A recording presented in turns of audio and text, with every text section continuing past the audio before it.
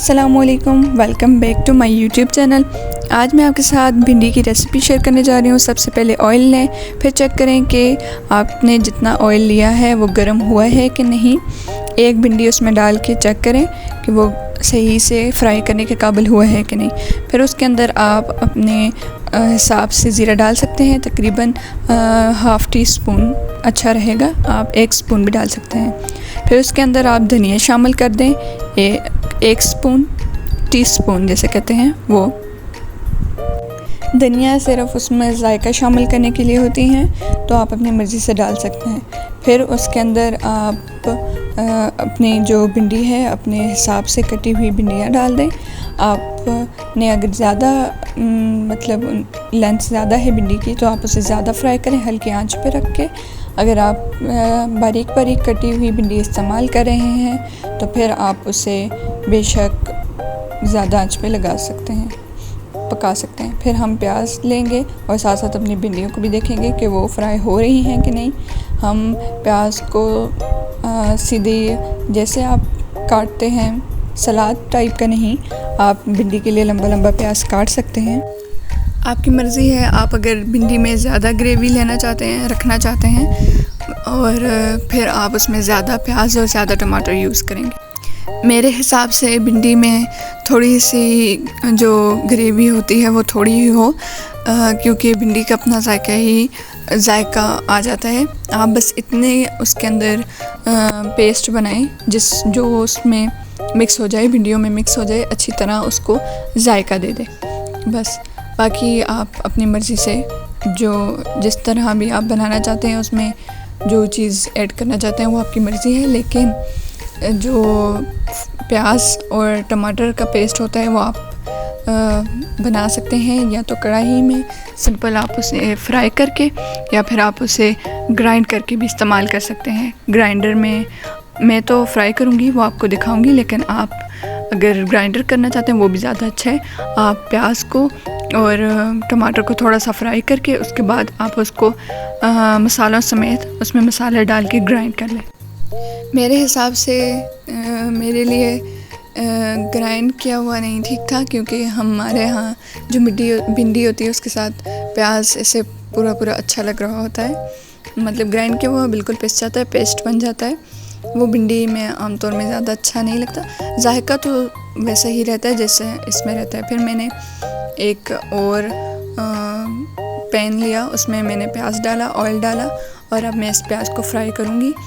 और आप अपने हिसाब से ऑयल ले सकते हैं। भिंडी में ज़्यादा ऑयल अच्छा नहीं लगता, तो इसीलिए आप तकरीबन 3 से 4 स्पून्स खाने वाली स्पून से ऑयल डाल सकते हैं।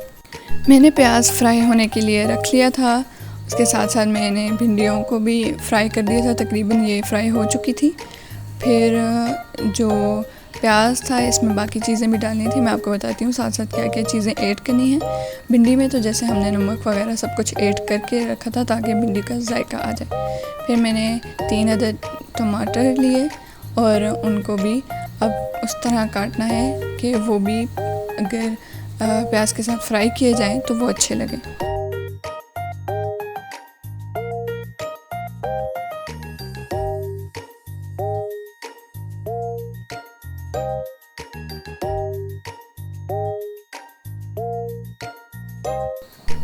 टमाटर को मैं अभी काट ही रही थी कि मुझे प्याज के साथ बाकी चीज़ें भी डालनी थी, जैसे लहसुन और अदरक। तो मैंने जल्दी से लहसुन और अदरक का इस तरह से हम रवायती अंदाज में पेस्ट बनाया, और पेस्ट बनाकर मैंने लहसुन शामिल कर दिया प्याज के साथ। और फिर मैं इसी तरह इसको भी फ्राई करूँगी जिस तरह प्याज फ्राई हो रहा है हमारा। और ये जायके के लिए अच्छा होता है, वैसे भी ये सेहत के लिए भी अच्छा होता है। लहसुन और अदरक आप हर चीज़ में शामिल किया करें। फिर उसके बाद मैंने साथ साथ इसको लहसुन को भी इसके साथ फ्राई किया प्याज के साथ, और मैंने इतना सा पीस अदरक का लिया। आप ज़्यादा भी ले सकते हैं, लेकिन जितनी मेरे पास भिंडियाँ थी मेरे हिसाब से ये पीस काफ़ी था, तो मैंने उसका भी उसी तरह पेस्ट बनाया जिस तरह मैंने लहसुन का बनाया था।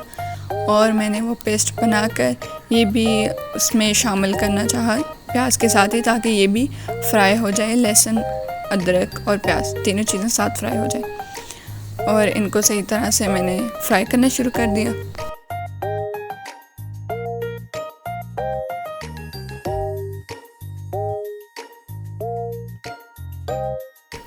उसके बाद मैंने कहा कि आपको ये भी बता दूं कि मैं टमाटर कितने कितने साइज़ के काट रही हूँ। बिल्कुल इस तरह से मैं काट रही हूँ टमाटर, मतलब पतले पतले से भी काटें फिर भी ठीक है, थोड़े से मोटे हों वो फ्राई होके ठीक हो जाते हैं वो भी। फिर भी मैं आपको बता रही हूँ, अगर आपको नहीं पसंद इस तरह के टमाटर जो नज़र आ रहे हों तो आप उनका भी पेस्ट बनाकर प्याज में डाल सकते हैं।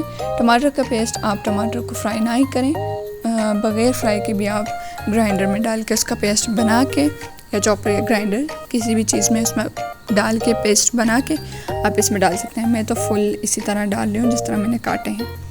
फिर मैंने इनको काट के प्याज, अदरक, लहसुन जो मैंने डाली था उसके साथ फ्राई करना शुरू कर दिया।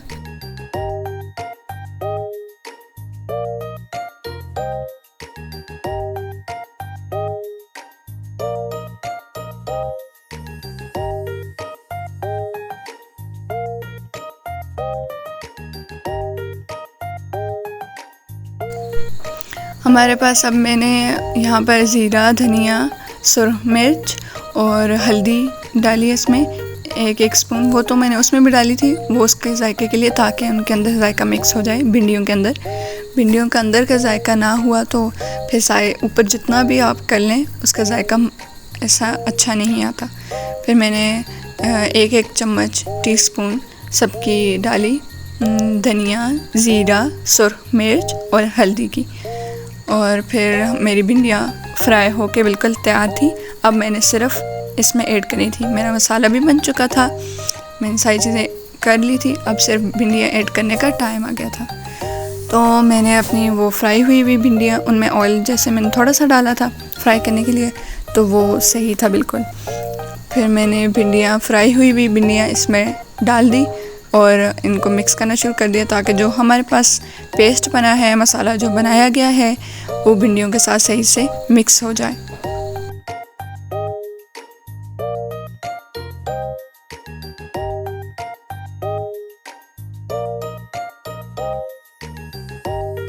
आप देख सकते हो कुछ इस तरह से हमारे पास भिंडियाँ बन गई थी।